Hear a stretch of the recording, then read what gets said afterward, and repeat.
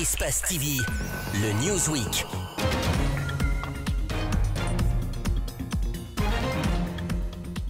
Bonsoir à tous, c'est un plaisir de vous retrouver. Bienvenue dans le Newsweek. Ici, l'essentiel des faits marquants de la semaine et justement, cette semaine, elle a été riche en actualité. On se retrouve dans un instant pour les titres. Fin de suspense, le gouvernement et le SLEG ont paraphé tard jeudi soir un protocole d'accord de sortie de crise mettant fin à la grève des enseignants déclenchée depuis plus de 3 mois. L'accord prévoit 12 points dont le dégel des salaires ou encore l'assainissement du fichier des enseignants fonctionnaires. Nous reviendrons sur cette rencontre tant attendue toute la semaine. La composition de la CENI suscite des controverses au sein de l'opposition guinéenne. Les critères de base pour avoir son représentant au sein de l'organisation de gestion des élections n'est pas à l'avantage de tous les partis. Et puis ce sont les propos polémiques de la semaine. Il s'agit des propos de l'ambassadeur de la Russie en Guinée qui suscitent de l'indignation chez certains acteurs sociopolitiques. Alors qu'ils étaient venus présenter les vœux de nouvel an, ce responsable russe a clairement exprimé son soutien à tout projet de modification de la Constitution. Merci donc de nous choisir pour vous informer. Fini la grève du SLEG. Partout en Guinée, les enseignants grévistes vont reprendre le chemin de l'école ce lundi 14 janvier. Le syndicat libre des enseignants et chercheurs de Guinée et le gouvernement guinéen ont finalement trouvé un accord jeudi après 3 mois de crise dans le secteur éducatif. Un ouf de soulagement pour toutes les parties, tant la lassitude avait gagné du terrain. Le résumé de cette soirée avec Mamadou Saliouba et Aléouba. Une marque de plumes qui sonne comme une victoire. Enfin, un accord entre enseignants et gouvernement. Il a fallu plus de 3 mois de grève, de souffrance, de violence et des arrestations pour l'obtenir. Et voici l'homme par qui tout est arrivé. Dans la salle de congrès où est signé le protocole d'accord, les enseignants exultent. Certains retiennent tant bien que mal leurs larmes, consolés par des camarades aussi contents. On a reçu, c'est fini. Le résultat du combat, c'est quoi? C'est la réussite. Le Seigneur Jésus-Christ a été crucifié sur la croix de ses bienfaits. Mais il a ressuscité, il a vaincu la mort. Tu as ressuscité, tu as vaincu tes ennemis. Mariam Deba a été arrêtée pour fait de grève, jugée et emprisonnée. Aujourd'hui, c'est des larmes de joie. J'ai été, moi personnellement, certainement la seule dame sur toute l'étendue du territoire guinéen a été arrêtée, emprisonnée et jugée et condamnée à 3 mois de sursis. Bâchonnée. Aujourd'hui, grâce aux personnes de bonne volonté, grâce au SLEG, grâce au général Souma, nous avons eu la victoire. Franchement, je suis très émue, très ravie, parce qu'à un certain moment, on a été lâchés, non seulement par nos amis qui devaient nous soutenir, et même par notre famille. Ça n'a pas été facile, mais la victoire est là. Un accord obtenu au terme d'une nuit de patience. Il est 21h ce jeudi. Aboubakar Souma et ses camarades prennent place à côté des représentants du gouvernement. Les points du protocole d'accord sont analysés. Aboubakar Souma félicite ses camarades, le président de la République, la société civile, les forces sociales et la presse. Il rend hommage aux enseignants décédés. Et des enseignants qui ont perdu leurs proches parce que leur salaire a été coupé. Donc, 1 minute de silence. Avant d'annoncer ceci. Le SLEG invite toutes les enseignantes et enseignants de Guinée à reprendre les cours sur toute l'étendue du territoire national.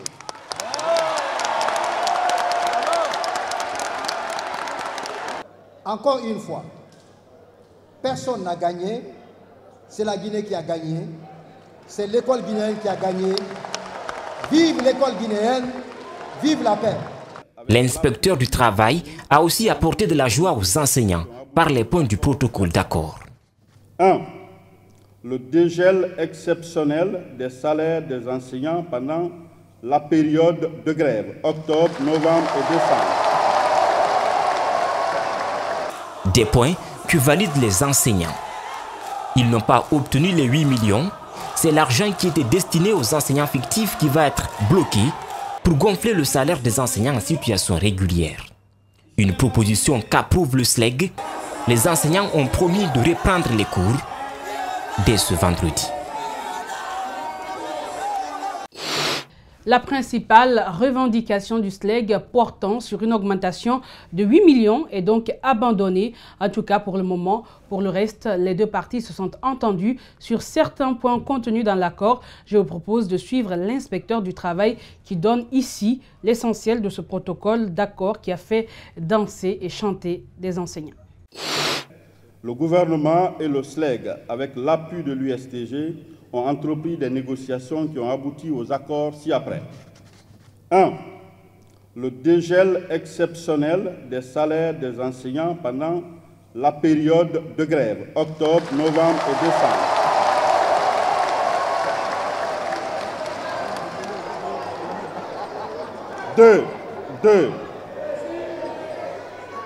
2. La création à compter du lundi 21 janvier 2019 d'une commission mixte gouvernement-USTG-SLEG en vue de procéder à l'assainissement du fichier des fonctionnaires enseignants.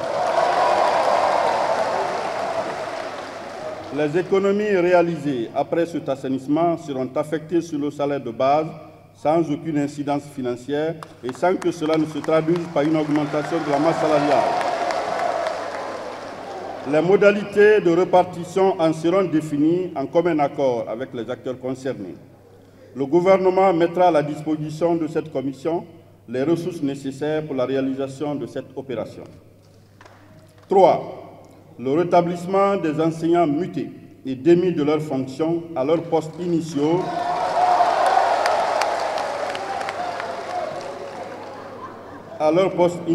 pour faire de grève dans les institutions d'enseignement supérieur et du ministère de l'Éducation nationale et de l'alphabétisation. 4. L'engagement à la fonction publique des 10 homologues de l'Université de Kindia. Le virement automatique des salaires après les opérations d'assainissement du fichier du corps enseignant. En attendant, il sera fait recours au biaitage pour faciliter les vérifications, contrôle physique des enseignants. 6. Le déblocage des prêts bancaires aux enseignants. 7. Dans le cadre de l'amélioration des conditions de vie et du travail des fonctionnaires, le gouvernement a initié un vaste programme de construction des logements sociaux, dont priorité sera donnée aux enseignants, aux médecins et aux magistrats. 8. Le respect des libertés et droits syndicaux. 9. La poursuite du paiement des 40% d'augmentation de salaire accordée aux enseignants ayant fait valoir leur droit à la retraite au 31 décembre 2017. 10. La mise en place d'un comité mixte gouvernement USTG-SLEG de suivi-évaluation du présent protocole. 11. Les parties s'accordent que nul ne sera sanctionné ou poursuivi pour fait de grève.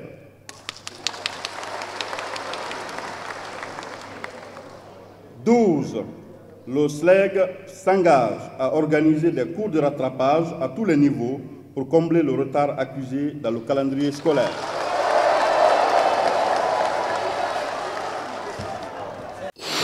La signature de ce protocole d'accord était prévue pour le lundi 7 janvier.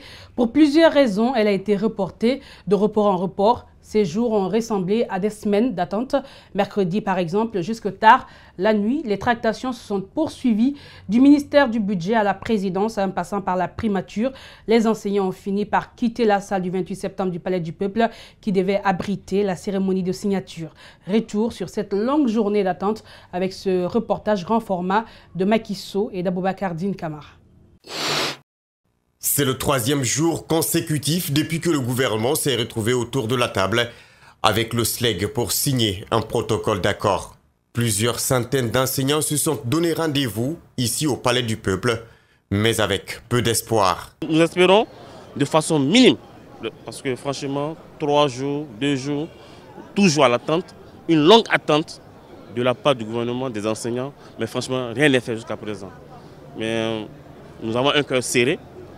Mais comme l'espoir existe, on attend. Présent ici sur l'esplanade du Palais du Peuple depuis plus de 5 heures d'horloge, les enseignants commencent à perdre la patience. Le deuxième secrétaire général adjoint du SLEG appelle à la retenue. Le général Souma me charge de dire à l'assistance de bien vouloir patienter davantage. La mission est au ministère du Budget pour des simulations. Aussitôt que les simulations là seront terminées, la mission sera parmi nous pour le compte rendu. 3 mois de grève n'auront donc pas suffi pour dénouer la crise dans le secteur de l'éducation. Cette enseignante est dans le regret de subir certaines exactions. Nous sommes gelés, voilà tout ce qu'on a fait de mauvais. C'est ce qu'on a fait de mauvais. Moi, j'ai été la seule dame à Koya qui a été arrêtée. J'ai fait 48 heures en prison. J'ai été jugée et condamnée avec sursis de 3 mois. Ce qui veut dire que ça me poursuit encore là où je suis arrêtée parce que rien n'est fait encore par rapport à ça. Et tout ce que j'ai fait de mauvais, c'est du fait que j'ai dit de dégeler mon salaire. J'ai manifesté un cri de cœur vraiment qui venait de moi profondément. Après plusieurs heures d'attente sous le hall du palais, les enseignants entrent dans la salle du 28 septembre où ils devront encore et encore attendre. Ils sont là depuis 9 heures. C'est pour attendre la bonne nouvelle. Le général Souma qui est en contact avec la commission de négociation, très certainement viendra nous donner des informations de dernière minute. Il est presque 22 heures, aucune mission gouvernementale n'est encore présente pour la signature du protocole d'accord. Les enseignants font leur déclaration et boudent la salle. Indépendamment de notre volonté, aujourd'hui, jusqu'à cette heure, le gouvernement qui nous a fait appel depuis 72 heures, qui était disposé à signer avec nous le protocole d'accord, autour duquel nous nous sommes déjà entendus sur les points essentiels, sur tous les points essentiels, depuis 72 heures. Nous nous posons la question, pourquoi, jusqu'à présent, chaque jour, le gouvernement remet au lendemain. Selon nos informations, un flou serait entretenu par des hauts cadres de l'État qui voient le recensement biométrique des enseignants comme une opération qui mettrait fin à une longue chaîne de corruption dans le secteur de l'éducation. Et puis cette autre actualité, la Cour constitutionnelle, dans un arrêté rendu public vendredi, a validé la constitutionnalité de la décision du président de proroger le mandat des députés pour une période indéfinie. L'acte est pris après que la Cour ait été saisie par le chef de l'État qui a opté pour la prorogation du mandat des députés qui prenait fin le 13 janvier. Je le disais dans les titres, la nouvelle CENI partiellement meublée par un décret présidentiel. Les représentants de la mouvance et de la société civile sont désormais connus. Il reste l'opposition qui peine à se mettre d'accord sur le choix des représentants. En cause, les négociations entamées entre l'UFDG, l'UFR et le PEDN n'ont pas encore abouti à un compromis. Macky Sall, Ibrahima Souri Kamara nous donne plus de détails. Dans sa sortie médiatique, le ministre de l'administration du territoire et de la décentralisation a fait mention de la loi organique en son article 7 qui porte sur la mise en place et le fonctionnement de la Commission électorale nationale indépendante pour minimiser cette recomposition partielle de l'organe électoral guinéen. La loi précise que cette situation ne saurait être un blocage. Et je crois que c'est ce qui justifie la prise de ce décret par monsieur le chef de l'État. Et dans les heures qui suivent, n'est-ce pas, nous allons convoquer ceux-là qui le sont déjà pour qu'on puisse, n'est-ce pas, les mettre en place et permettre à la CENI de travailler. L'opposition républicaine a quant à elle exprimé son indignation suite au décret qui recompose partiellement la CENI. La liste et les dossiers des 6 commissaires de l'UFDG et du PEDN que nous avons déposés lundi matin, tout en indiquant au ministre, en mettant en annexe la procédure qui nous a permis, sur la base de la loi, de calculer et de ressortir qu'au regard des résultats des élections présidentielles indiquées par la loi, l'UFDG devait avoir 5 commissaires, 53. L'UFR 1,15 et le PEDN 0,33. Mais comme il y a un article qui nous impose, qui nous contraigne à avoir un troisième parti, le plus fort reste qui revenait à l'UFDG, qui est de 0,53, nous l'avons attribué au PDN. Nous avons interrogé le camp des Républicains qui pensent tout autre. Vous ne pouvez pas dire que celui qui a un groupe parlementaire et celui qui n'a qu'un député, des députés à l'Assemblée sont égaux en matière de répartition. Politiquement, ils en ont 4 déjà. Vous comprenez? Les 2 reviennent de facto à l'UFR sur la base politique, de raisonnement politique, mais aussi sur la base des calculs, normalement, sur la base des calculs. La recomposition totale de la Commission électorale nationale indépendante est en préalable à l'organisation des élections législatives. Une nouvelle CENI qui est en phase de composition. Dans les formations politiques, l'heure est au choix des commissaires donc. Mais ce choix obéit à certains critères justement qui disqualifient certains d'ores et déjà certains partis politiques de l'opposition. Mariam Fodé Camara, Ibrahima Souri Camara, reportage. La restructuration de la CENI dans sa nouvelle composition passe de 25 à 17 commissaires. L'opposition aura 7 sièges, tout comme la mouvance, 2 pour la société civile et 1 de l'administration. Mais les conditions de la loi sur cette restructuration est claire, rappellent certains responsables de l'UFR et de l'UFDG. Les règles ont été définies. Pour pouvoir désigner un membre à la CENI, il faut avoir participé déjà aux 2 élections et avoir minimum 2 députés. Et on a demandé à ce qu'il y ait 3 partis politiques représentés. Dans notre esprit, c'est donc l'UFDG, l'UFR, et il y avait une 3e place qui se parlait entre d'autres partis, le PDN, l'UPG et même l'UGDD. Suite au courrier qui a été adressé au chef de file de l'opposition, l'UFR a choisi et déposé sa liste ce mardi au ministère de l'administration du territoire. L'UFR a droit à 2 représentants dans la structure et nous les avons désignés par un courrier adressé à qui de droit, comme de cela conformément bien entendu à tous les débats qui ont eu lieu en ce qui concerne la mise en place de cette CENI. L'UFDG est à sa dernière ligne droite dans le processus. Le vice-président du parti dit avoir travaillé avec les autres formations politiques. Nous sommes une opposition, nous travaillons dans les règles de l'art.